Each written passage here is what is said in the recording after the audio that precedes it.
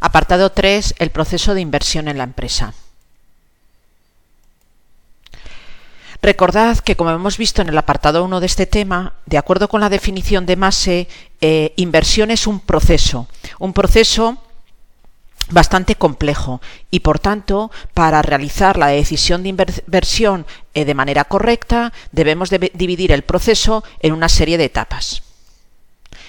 Ahí tenemos las 5 etapas en que se divide el proceso de inversión en la empresa. En primer lugar, la primera etapa es la generación de oportunidades de inversión.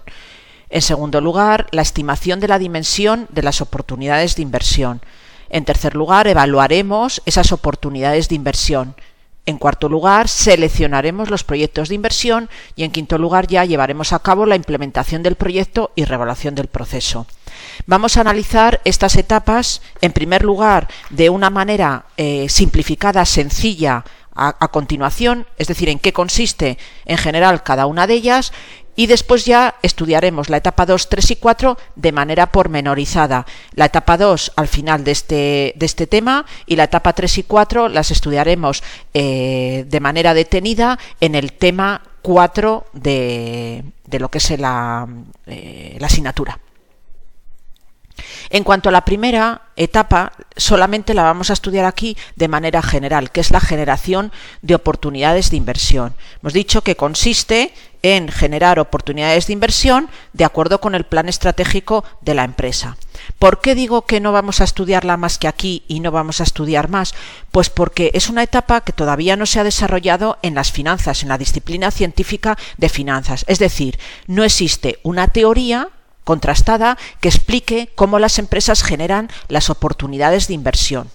No se sabe cómo se generan, ni por qué unas empresas generan unos proyectos de inversión y otras empresas no los generan, incluso ni los perciben.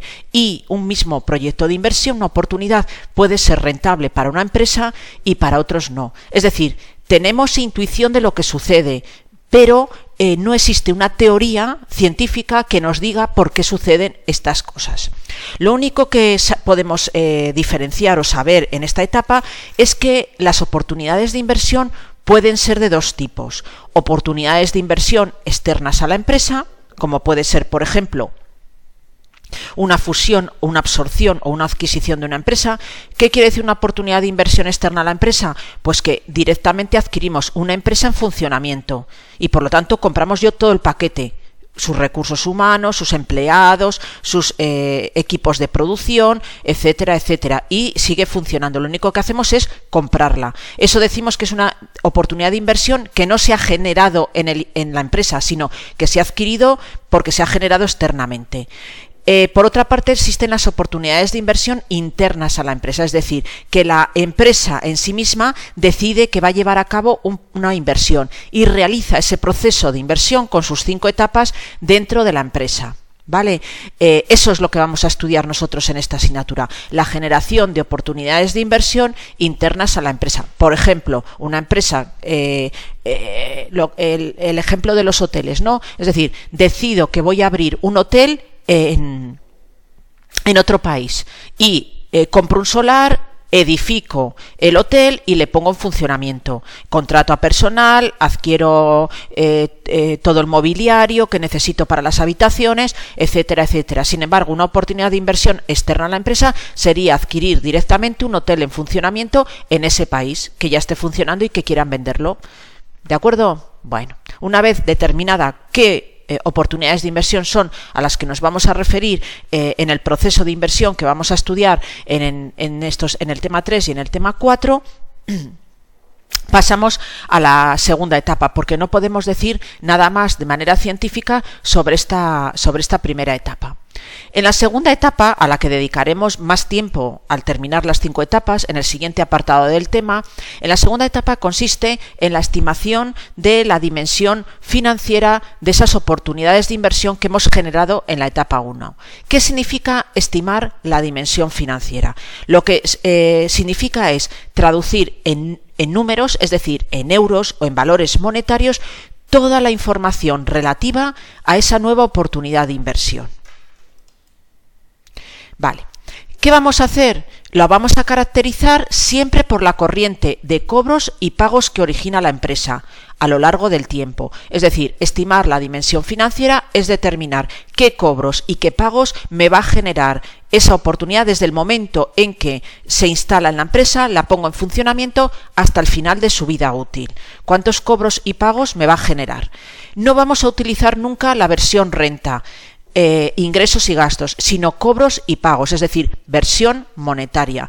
¿Por qué? En primer lugar, porque como hemos dicho anteriormente en el apartado anterior, nosotros vamos a tener que trabajar siempre con la variable tiempo. Los cobros y pagos se van a generar en distintos momentos de tiempo. Si ya habéis analizado la matemática financiera, estamos hablando de dinero percibido en distintos momentos de tiempo. Para poder igualar, ¿no?, a un mismo momento esos dineros que se perciben o que hay que pagar o cobrar en distintos momentos de tiempo, necesitamos la técnica del descuento. Y la técnica del descuento no es más que un interés pagado de manera anticipada. Y los intereses solo se pagan por unidades monetarias, no por ingresos y gastos. ¿De acuerdo? Y otra explicación, hay varias, ¿no?, que se pueden dar a este elemento, pero bueno, otra explicación es que cuando analizamos un proyecto de inversión para saber si contribuye al objetivo financiero de la empresa, crear valor para el accionista, al accionista no le interesa que un proyecto de inversión obtenga muchos ingresos. Imaginaros que un hotel, tiene muchísimas reservas, ¿de acuerdo? Y la gente va a pernoctar, ¿no? Los turistas van a pernoctar en ese hotel, pero no pagan. ¿Qué sucedería? Pues que tendría muchos ingresos, pero al final la mayoría de los clientes serían morosos, ¿no? Es decir, no habrían pagado, ¿no?, su estancia en el hotel. Eso no enriquece al accionista, porque al final no se vive de los ingresos, se viven de los flujos monetarios. Bueno, estos son algunos de los aspectos que deberíamos tener en cuenta a la hora de considerar que vamos a trabajar todos así, de acuerdo con lo que dice Schneider. Cuando vamos a valorar, estimar la dimensión financiera de un proyecto de inversión, siempre vamos a trabajar con cobros y pagos. Bueno, siempre vamos a tener una serie de elementos o de parámetros dentro de lo que es la dimensión financiera. En primer lugar, tendremos el desembolso inicial o tamaño de la inversión, es decir, vamos a tener en el momento en que decidamos llevar a cabo ese proyecto de inversión una serie de salidas de tesorería, una serie de pagos realizados en el momento de la adquisición del activo. Los vamos a ver de manera detallada en el siguiente apartado del tema. Luego tendremos continuamente cobros, ¿no?, entradas de dinero originadas por dicha inversión, como puede ser, por ejemplo, cobros por ventas, ¿no?, a lo que nos dediquemos. Y también tendremos continuamente pagos, ¿no? Por ejemplo, pagos a los empleados, pagos de la luz, pagos del agua, de la electricidad, etcétera, etcétera. Y por último tendremos un horizonte temporal o duración de la inversión. Es decir, si yo instalo, por ejemplo, lo que decía de las piscinas de un hotel, instalo unas piscinas, estoy pensando en la oportunidad de llevar a cabo una inversión que es construir unas piscinas en mi hotel y las voy a tener 20 años en funcionamiento, mi horizonte temporal o duración de la inversión es ese tiempo, esos 20 años, es decir, el periodo de tiempo que transcurre desde que se efectúa el desembolso inicial, ¿vale?, para poner en funcionamiento las piscinas hasta que se produce el último cobro o el último pago. Es bastante complicado calcular en unidades monetarias estos conceptos: desembolso inicial, cobros, pagos y en todos los momentos y horizonte temporal o duración de la inversión. Para simplificarlo un poco, ¿qué vamos a hacer? Bueno, vamos a considerar que el horizonte temporal, tenéis aquí, esta es la representación, esto que aparece aquí es la representación de lo que es la dimensión financiera. ¿De acuerdo? Es decir, lo vamos a dividir en años, siempre en años. El horizonte temporal se va a dividir siempre en años. Imaginaros la piscina, duración 20 años, 0, 1, 2, 3, hasta el año 20.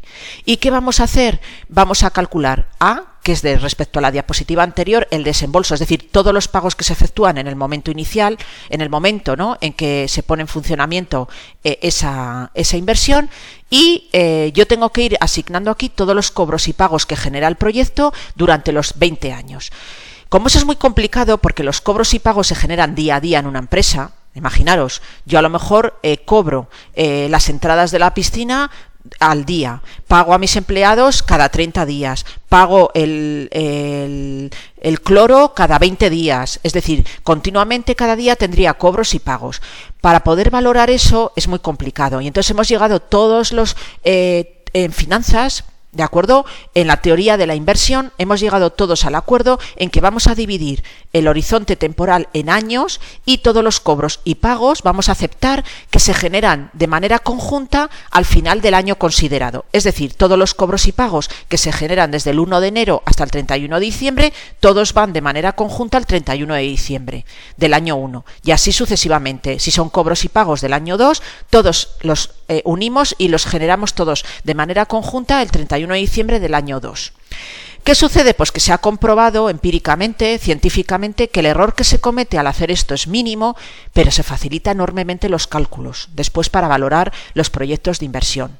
¿Qué sucede? Que al juntar todos los cobros y pagos del año 1, veis aquí, al final tendremos en el año 1, aquí el 31 de diciembre, todos los cobros y pagos y por lo tanto podremos restar los cobros a los pagos, de tal manera que obtendremos estas Qs que lo llamamos flujos netos de tesorería, que surgen de la diferencia entre cobros y pagos. Esos flujos netos de tesorería serán positivos si los cobros son mayores a los pagos, serán negativos si los cobros son menores a los pagos durante ese año y pueden ser incluso nulos, igual a cero, si los cobros son exactamente igual a los pagos. De tal manera que haciendo esto ya tengo lo que digo yo, denomino la dimensión financiera, traducir en unidades monetarias, ¿veis?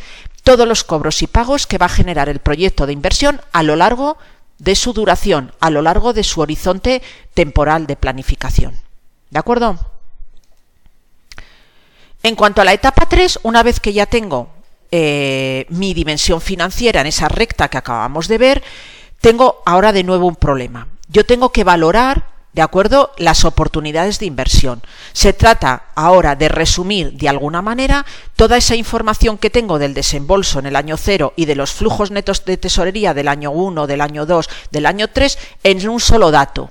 ¿De acuerdo? De tal manera que ese dato nos permita saber si ese proyecto de inversión va a contribuir al objetivo financiero de la empresa, es decir, crear valor para el accionista.